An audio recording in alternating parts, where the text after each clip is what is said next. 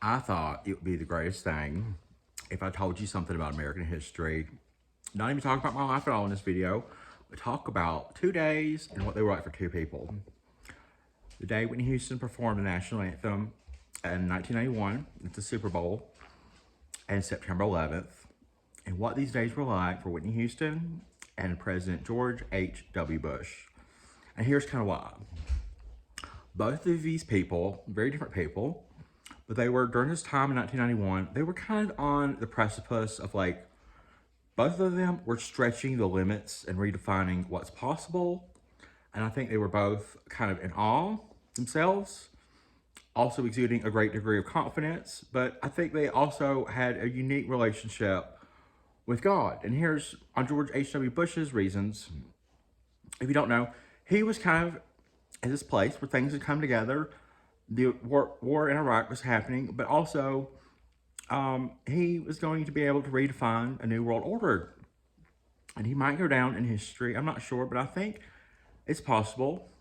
The first George W. Bush, H.W., may go down in history like Napoleon and Caesar, because he really did get to kind of draw the lines of like the whole world and everything that we are dealing with now, the South China Sea and all that. Like, it all kind of comes back to George H.W. Bush, in my opinion.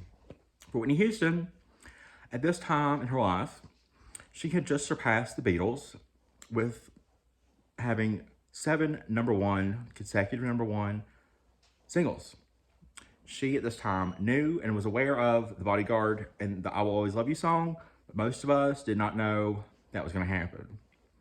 During this time, Whitney Houston was quoted in Rolling Stone as saying something like, "Nobody even thinks of telling me what to do anymore." And on the Super Bowl, National Anthem Day, it was the greatest thing. I think they both believed in it. They had met each other before then. It's pictured in the White House. It was just a festive time and a great time of optimism. What do I want to say about the war, the first Gulf War? Brief rundown of history. Iraq invaded Kuwait because the reason was they had already taken out a bunch of loans from Kuwait to pay down war debt and things they had been needing to take care of after also being involved in a war with Iran. Saddam Hussein said, "Oh, we don't really want to pay those loans back. Let's just make Kuwait a state, basically, of Iraq." And so they invaded it thinking and knowing they were the greatest military power in the Middle East at the time, but not the greatest in the world. George H.W. Bush got off a helicopter in the summer of 1990, and he said, when the press told him what happened, he said, "This will not stand." And I just love that about George H.W. Bush.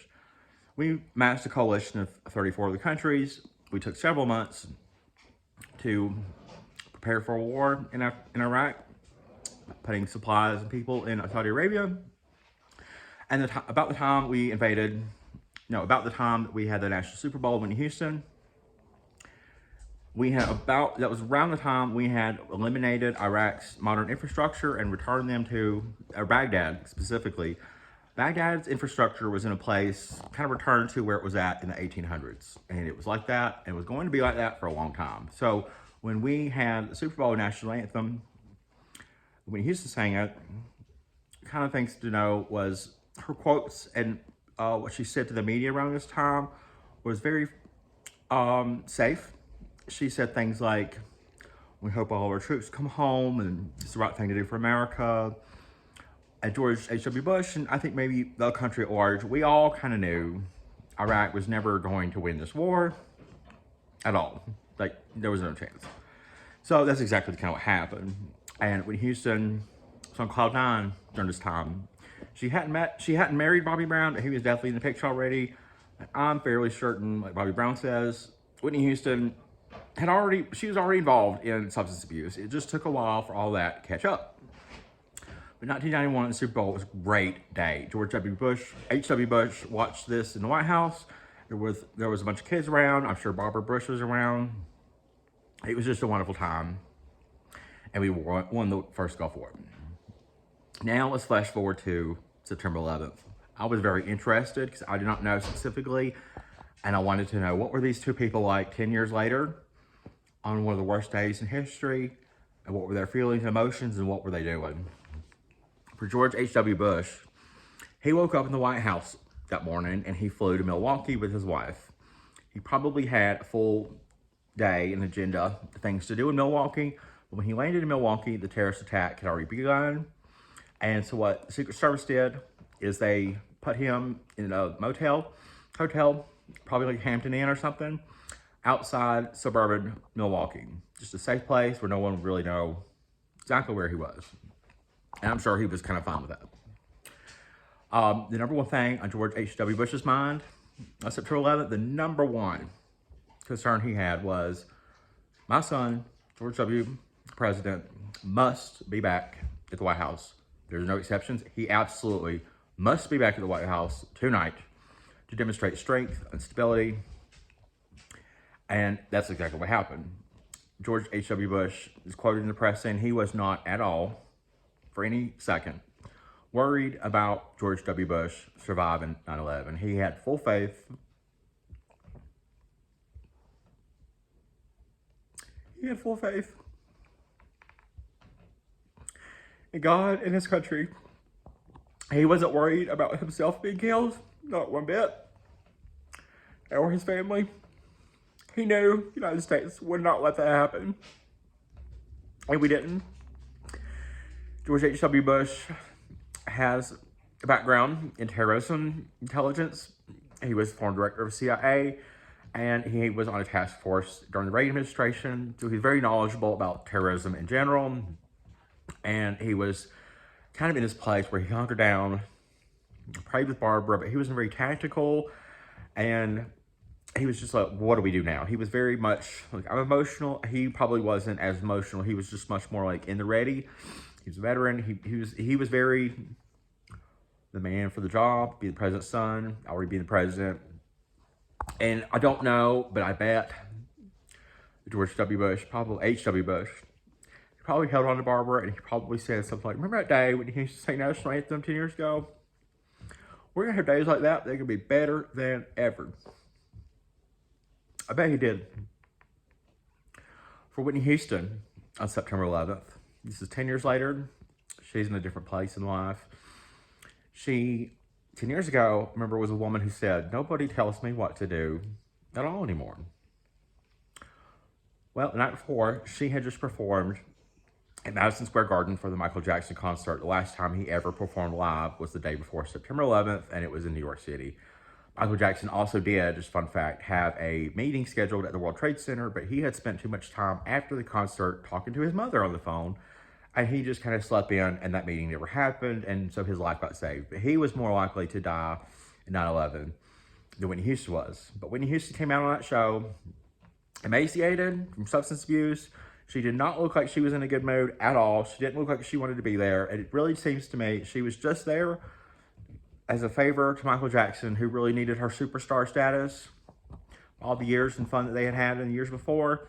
She kind of came there not in good shape, knowing she wasn't in good shape. She kind of went in there being like, I'm going to do this for Michael. And I think she was really distraught with substance abuse and just things going on in her personal life. I don't think she meant anything to Michael or anything like that. What she did on 9/11 was she was across the river in Newark, where she's from, her home there.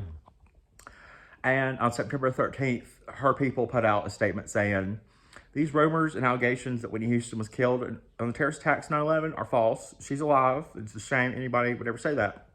Whitney Houston herself was extremely distraught and sad, knowing that she had been deemed a national treasure and knowing that people had used that against her in the wrong way, trying to take credit for taking her life, and it wasn't true. But Whitney Houston also knew she wasn't Whitney Houston 10 years ago. And I'm sure she felt deep, responsible guilt, particularly on that day, for not being the strongest Whitney Houston ever. At the same time, her dear friend Mariah Carey was going through a lot of stuff. Mariah Carey would then end up at the Super Bowl in 2002, performing the national anthem, and she sang the highest note ever recorded on live television. And I don't think she will ever intentionally beat that, nor do I think anyone else ever will. It's just, I think that was her, Mariah Carey's way of saying, this is for Whitney. This is what I can do. Just from America. It's just, she's also from New York City. Whitney Houston's from Newark. Basically, she's from New York too. Other things to know.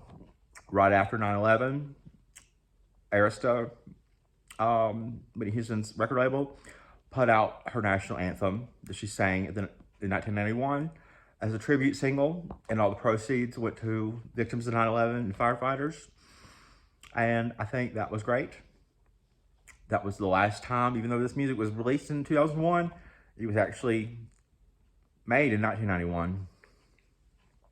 That was the very last time Whitney Houston, with this music from 1991, that was the very last time she ever entered the top 10 at all. However, Whitney Houston's last album, I Look to You, she did stop at number 1. It's the only time after 1991 she had an album enter number 1. Other things to know about how it kind of ended for them too. The night before Whitney Houston died, she actually pulled Bobby Christina out of a bathtub, put her in her bed, and held onto her all night long. She saved her daughter's life, and I don't think she knew she was going to die the very next day. So she kind of stopped at number 1, loving her kid. She also was asked one time, what is the greatest thing you're most proud of in life, besides being a mother for a long time of life? Whitney Houston said it was making Cinderella in 1997. She said giving black women, young black girls, a chance to feel empowered, beautiful, and know that Grimm Brothers fairy tale applies to them too, was the thing that she was most proud of. She said this is what mattered way more than I Will Always Love You or anything she ever did at all, ever in her career. It was that movie. And I've seen it. How it ends for George H.W. Bush. Well, in 2017, he does the coin toss at the same city, Tampa, for the Super Bowl there. And I absolutely know, didn't find any research on this, but I just kind of feel in my heart. At this time, Barbara Bush had passed away. And I think George Bush, H.W. Bush, he was going to be passing away too.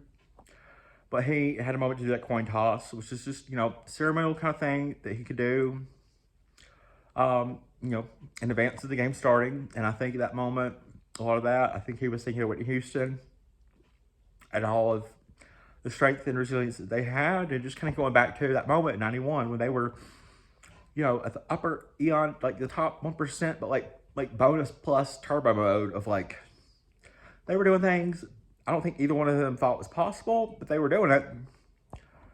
And, she said, no one tells me what to do at all. And he said, no new taxes. They weren't perfect people, but I think they did the best. And I absolutely think they both stopped number 1. I can remember when George H.W. Bush passed away and that very big train they had the transportation for him in, and how great that was. And the last thing I'll tell you about Whitney Houston, she's buried in New York, New Jersey, in what looks like, appears to be, just a very regular person's grave. And I think that is her way, a famous way of being she's on top of the world, but we're all just people. It's ashes to ashes, dust to dust, and I love that. I cannot look at either of these families and be like one's better than the other. Cocaine was part of both of their lives, for Whitney personally, and for George W. Bush. Absolutely, we all know he did it too. But it's just a little story, and I want to share it with you. Other things to know that I looked up about Whitney Houston, her death, and the President of the United States. That was in 2012. President Obama was president at the time that happened. She died, of course, in the Los Angeles Hilton in a bathtub on the weekend. Guess where President Obama was that Wednesday? The same Hilton. He was in Los Angeles for a fundraiser for his re-election. Or he was at a fundraiser. He was at a fundraiser. What is quoted or was kind of known in the White House agenda is he was at the Hilton. Specifically, he got there and he had an hour of private, personal time at that Hilton. I feel it's not known, but I feel pretty certain that time was spent one-on-one, maybe. President Obama and Bobby Christina. I think President Obama looked up to Whitney Houston for what she did for equality and what was possible and stretching the limits as a woman, as a black person. She raised the bar the way Michael Jackson, she raised the bar too. And so I think that when we look at what President Obama was saying, or what the White House at large said about Whitney Houston's death, all the focus was on making sure Bobby Christina knew she was cared about. That's pretty much all that we know. So I wanted to tell you that as well. Oh, and then, there was also, just wanted to bring this up, raising the flags at half staff. So President Obama was kind of in this position. We had the American Sniper, the U.S. Marine, that they made a movie about, Bradley Cooper. He had just died also around this time. The flags were not raised at half staff nationwide for Whitney Houston, but they were in New Jersey. Governor Chris Christie was like, you know what? One thing I absolutely can do, and I have no regrets on doing this, we're going to do this right now. Flags were lowered at half staff in New Jersey. And I think it's wonderful that Chris Christie had the gumption to just say, we're going to do this. And he was criticized for Whitney Houston's substance abuse and raising the flag at half staff. And he was like, we are not going to let that overshadow all the accomplishments of our national treasure. And I think that was the best thing he ever did.